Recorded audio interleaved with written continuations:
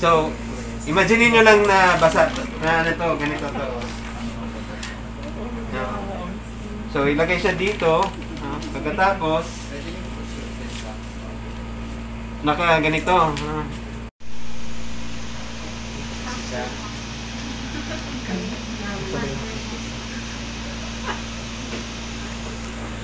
So, itong oven na to, pwede kayo magluto ng cake dito.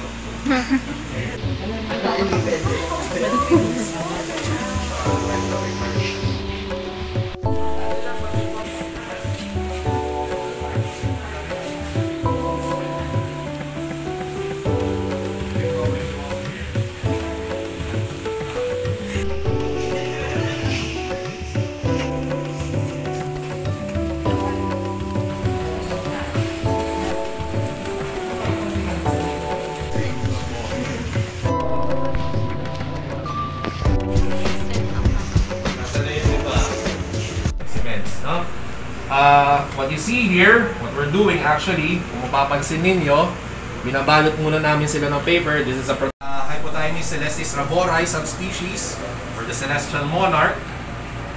Dalawa lang silang nakita back in 9. Meron pa rin tayong stigma sa mga panike. It's just my side or my words for you guys. Kung ang mga hayop, ang wildlife, mas takot pa yan sa atin kesa yung takot natin sa kanila. Okay? Okay? Yes! Connected from the Philippines. Meron din tayong Palawan porcupine. Okay? Pangolin. Skin na lang siya. Stink badger. And the leopard cat. Okay? Para maging complete specimen siya, kailangan na-touch pa rin yung stuff. Okay? So yung collection ay actually nag-start siya way back during the start ng College of Agriculture sa lang.